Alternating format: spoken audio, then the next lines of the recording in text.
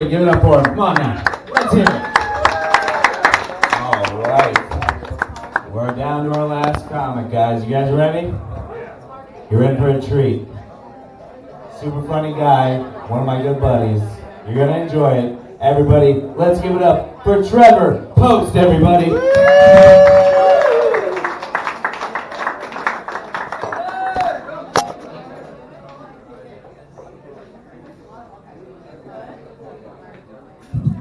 Thanks for bearing with me there for a second, you all.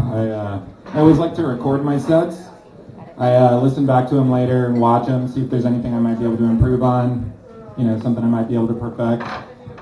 Plus the fact is that I just can't come unless I'm laughing at myself, so the recordings really come in handy that way. Before I really get started, I do need to give you all a parental advisory. The advisory is that, like some of the other comics tonight, I am a parent, and at some point I will be talking about my kids. Some people find that unrelatable and possibly uncomfortable, and to those people I suggest anytime I bring up my kids, just imagine that I'm talking about a dog. And I say that because I've known a number of people throughout my life who are like, no, I just don't think I want to have kids. I don't want that kind of responsibility. I want to be free to do what I want when I want to do it. But then a lot of these are also the same people who go on to adopt dogs, and they say things that are like, yeah, I was totally going to come out to your comedy thing the other night, but there was supposed to be a thunderstorm, and I just had to sit at home with my puppy for the next 4 or 5 hours, holding on to it to make sure it didn't get scared. I am a parent, like I said. I'm a full-time single parent. I'm a full-time single dad, which is a little weird. There's a couple of things that you can intuit from me telling you that I'm a full-time single dad. Number one, that I never sleep or rest, and that this is the only recreational activity I'll do all week. So thank you guys so much for being here. The other thing you can tell about me without even knowing me by the fact that I'm a full-time single dad is that their mom, my kid's mom, must be a real piece of shit. That's not me saying that. That's like Florida law, basically, because, look at me. None of y'all would trust me with 2 small kids. So, for the state to have come to that decision, something must really be wrong on the other side. Yeah. Woo! Woo! Once again, I want to thank everybody for being out here and supporting us tonight. That's really the best thing. Give y'all selves a round of applause. This is actually all I've ever really wanted is for people to see me and support me in something that I love and that I feel passionate about. When I was in high school, one or both of my parents showed up for every single sporting and marching band event that my sister ever did. And you may not believe this, but neither one of my parents have ever come to see me smoke pot and play Dungeons and Dragons. Games like Dungeons and Dragons are my favorite games because they exist in these fantasy realms where your heroes become measurably stronger from overcoming challenges and wealthier from conquering obstacles. In Dungeons and Dragons, it would be the only thing that stands between you and an infinite fortune is the evil red dragon and his horde of goblin minions. But in real life, my boss is that dragon, and I have to spend 40, 50 hours a week working alongside the rest of the goblins just to make a little bit of gold, in Dungeons and Dragons, it would be congratulations, thank you, champion. You've solved the fell trolls 3 riddles and safeguarded passage over the bridge. But in real life, I'm never recognized for these transportation-based challenges. For example, this morning I woke up and my car wouldn't start. So I was late to work and I had to spend a bunch of money that I didn't have at the mechanic. And then when I showed up at work, everyone was mad at me. It's I solved the challenge. Where's the credit? I think maybe I just have a pretend sense of adventure, Stand-up comedy is one of my favorite things. I'm so happy to be out here tonight. I've been doing stand-up comedy for a couple years, but it's only in the last 9 or 10 months that I've come out to most of the people that I know as a comedian. And I'm asked pretty much the same question anytime I tell a new person that I do stand-up comedy. They're like, oh, that's really cool that you do stand-up comedy. Why do you do stand-up comedy? And it's well, fuck me, I kind of thought I was funny. I guess you don't see that in me, so thanks a lot. Appreciate the support. But the real reason I started doing stand-up comedy, and this is the truth, This is the secret I'm going to share with all of you guys. Stand-up comedy is much cheaper than therapy. Because right now I could be spending like $100 an hour to force one person to listen to me. But what I found out was, if you go to the right places on the right night and buy enough like craft beer, you can get 5 or 6 minutes of time, like just about any night that you get out. And there's got to be like 30 or 40 people here at least. Like, thank you guys so much. I think I'm really making some breakthroughs tonight. This is really healing me. I appreciate it. I did mention that I'm divorced. I'm in my 30s. I'm a divorced guy. For a lot of people, that's a game changer. That's like the world ender. There's really no recovering from that. But like for me, like getting divorced with my ex-wife wasn't really that big of a deal. Like in all honesty, I think it was kind of mutual in a way. Like what it turned out is that like me and my ex-wife just didn't have compatible fetishes. Does anyone understand that? Does anyone here have fetishes? Raise your hands. Your feet? Maybe? No? Okay. No, but it turned out that my ex-wife's fetish was findom. Anyone here familiar with findom? Findom is financial domination. She enjoyed that for a while until she no longer could, if you know what I mean. And what I mean is that I'm broke. But like I said, it was kind of mutual. Like it was my fault too. I had a weird fetish that I've since had to give up. But like at the time, I had a weird fetish that like she just couldn't hang with. My fetish at the time was being in love, married for the rest of my life with kids. You know, so just not a big deal. And don't feel bad. The truth is much darker and less funny. So appreciate it. But having kids is is a pretty weird thing. Being a full-time single dad, you encounter a lot of challenges. Some people tell you mean things like, once a parent, always a parent. And while I don't appreciate that long-term outlook on life, I think they're right. Because like no one ever sits down, like no new parent ever sits down and is like, you know what, I think I'm gonna bust out you get that out of your mouth right now. You know, that sort of thing. It just happens. It just naturally comes out of your mouth as a parent.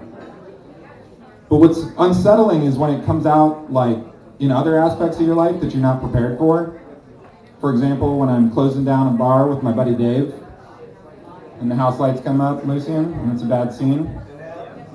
And unbidden, the parental part of me takes over and says, David Martin Allen, you put that shot down and step away from that tramp.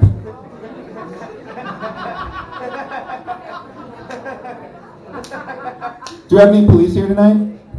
Raise your hands. Awesome. So I guess it's safe for me to ask this group of people, anyone here like to smoke weed? I like smoking. I used to like smoking weed. I had to quit. Like, a lot of people say things like, smoke weed and you'll like get creative, or weed has gotten so much stronger over the years. And that just really wasn't my experience. Like, I had to quit smoking weed because it was doing like the exact same thing that it's always done to me for all of these years. I'm talking about weed, sir. You might want to listen. Right? Like, does anyone get paranoid when they smoke weed? Like when I was younger, I would smoke weed and I would sit on the couch in my mom's house and be like, oh my God, the cops are gonna bust me over this like $40 bag of weed that I got. But like, more recently I would smoke weed and I would get paranoid in the middle of the night and sit on my mom's couch and be like, fuck the police. You're a horrible father and a terrible human being. Or like, people are like, yeah, smoke some weed and like try to write, like it'll make you creative and like you can really like vibe out on that. So like not too long ago I tried that.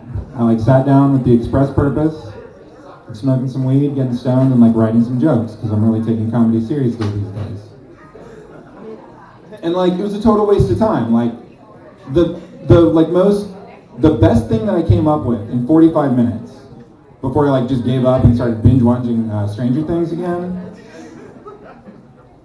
was this. And like weed smokers out here, let me know if like any of this resonates with you. But has anyone else ever wondered why incense sticks look like really, really, really big corn dogs for teeny, teeny, teeny, tiny people? Because I have. And I haven't come to any acceptable answers, honestly.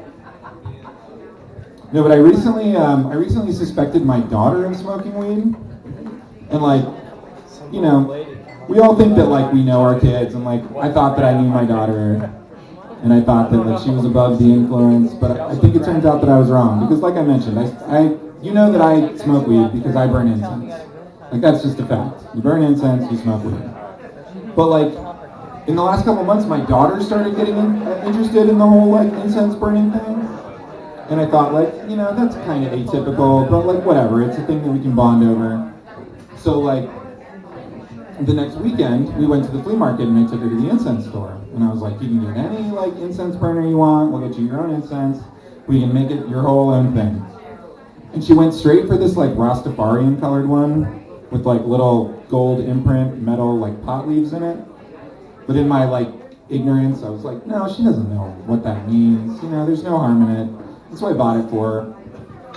And like, you know, it's been a cool thing for us to bond over, but what I noticed after that point was that like my bag started coming up light, which is simply unacceptable. And so lucky for me, her birthday was just a few weeks after that point. And so like, we've all heard that trope, like you catch your kids smoking cigarettes, and so you like confront them and you sit them down and you make them smoke the whole pack of cigarettes until they get sick, really teach them a lesson. Right? So here was my plan. It was like, after the birthday party, after we've opened all the presents and she's gorged herself on cake and all of her little friends have gone home, I'll sit her down at the table and I'll confront her. And I'll say, all right, you know, you think you're a big girl, you want to smoke weed? Then smoke this whole bag of weed. I don't know whether it's like a birthday she'll never forget or one she'll have absolutely no memory of. But I'm pretty sure I made a very impactful 5th birthday for my daughter. Sorry, I'm getting a call. Just joking. I did tell you guys that I'm a dog owner, so I did promise to tell some jokes about my dogs. I've always had this fantasy since I became a parent that like I would rescue like a middle-aged dog from the shelter. Because I had a dog when I was a kid, and I learned like a lot of responsibility and like companionship and stuff from it. So I figured out I would adopt a dog and I'd raise my kids with the dog and they would learn about the companionship and the responsibility. And then while they were still pretty young, this dog would, you know, pass away and they would get this like concrete lesson on mortality. But like circumstances in my life have just never really allowed me to adopt a dog. And so last Christmas, the compromise I made with myself was I bought my kids a fish tank. And I figured that like goldfish death would be a lot less impactful. But like I could still maybe like make it like a teachable moment, and we would reach that point where I would like make them comfortable and aware of mortality, because that's the sort of like perverse parent thing that I'm into. So, but I'd never owned a fish tank before, and I didn't know that they came with so much maintenance. And so the first time that we cleaned the fish tank, we did it out of order, and I accidentally killed one of the fish. And so after we were like done putting all the stuff like back and putting it away, I told my kids, I was like, hey, look, you know, this fish has passed away, and it's like, I'm telling you, like, this eventually happens to everyone and everything. So we got the little, like, net, and we took it to the bathroom, and we were preparing to, like, give this fish its, like, final journey, you know. And it's at this point in the story that I do have to point out that I'm a little bit of an eco-warrior, and that I'm trying to save the world one flush at a time. And by that I mean that my toilet had recently been used at this exact moment. Like, it wasn't a number 2, but it was a number 1. And so, like, you know, like 2 for 1, right? Dead fish, toilet bowl full of pee, like, conserving water, right? I'm doing the responsible thing. I've never seen a fish more alive in my goddamn life, you guys, than the moment that this dead goldfish hit the urine-filled waters of my toilet bowl. And so, like, my kids are screaming. They're, like, losing their fucking mind, which is making me lose my mind. And I'm on my knees, hands in the PV toilet, digging out this goldfish. I've got it in my hands, and I'm like gently massaging it in the sink, you know, like getting all the water off of it, and like trying to calm everyone down and trying to like halt my own like racing heartbeat. And after a few minutes of panic, I think everyone is like pretty calm. And I'm like, all right, kids, we're gonna like take the fish back. I think it's clean enough. We're gonna put it back in the fish tank. And so we drop the fish back in the fish tank, and like right away it swims off. It's like, I am Jesus of Nazareth, King of the Jewfish, here to teach you a whole new way of life. And like, whereas I sat down to teach like this concrete, like sober message on like mortality and the meaning of life to my kids, I accidentally taught them the miracle of the resurrection. Thank you guys so much. My name is Trevor Posts. Have a great night.